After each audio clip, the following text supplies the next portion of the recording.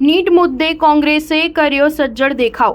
વડાપ્રધાન મોદીને લોકસભામાં હંફાવનારા દિગ્ગજની અટકાયત. નીટ પેપર લીક અને ગેરરીતિ મામલે કોંગ્રેસે દેશમાં વસ્તીની દૃષ્ટિએ સૌથી મોટા રાજ્ય ઉત્તર પ્રદેશમાં લખનૌ ખાતે મોટા પાયે દેખાવો કર્યા હતા. આ દેખાવોમાં પાર્ટીના રાજ્ય એકમના અધ્યક્ષ અજય રાય પણ જોડાયા હતા. અજય રાય એ જ વ્યક્તિ છે જેમણે લોકસભા ચૂંટણી વડાપ્રધાન મોદીની સામે લડી હતી અને તેમને જંગી લીડ મેળવતા રોક્યા અને જીત મેળવતા હંફાવ્યા હતા. પોલીસે સજ્જડ દેખાવોનું નેતૃત્વ કરવા બદલ તેમની અટકાયત કરી હતી. કોંગ્રેસ નેતા અજય રાયે આરોપ મૂક્યો કે પરીક્ષામાં ટેકનિકલ ગડબડ થઈ છે, આરોગ્ય સાધનોનો પણ ઉપયોગ કરાયો છે. ભાજપ શાસિત યુપી, બિહાર, ગુજરાત તથા હરિયાણામાં નીટની પરીક્ષામાં ગડબડ કરનારા અનેક આરોપીઓની ધરપકડ કરી લેવામાં આવી છે, જેનાથી સંપૂર્ણ પરીક્ષા જ આશંકાઓ વચ્ચે ઘેરાઈ છે. ભાજપ શાસિત રાજ્યોમાં યુવાઓના ભવિષ્ય સાથે ખિલવાડ થઈ રહ્યું છે. અવારનવાર પેપર લીક થવાની ઘટનાઓ વધી રહી છે.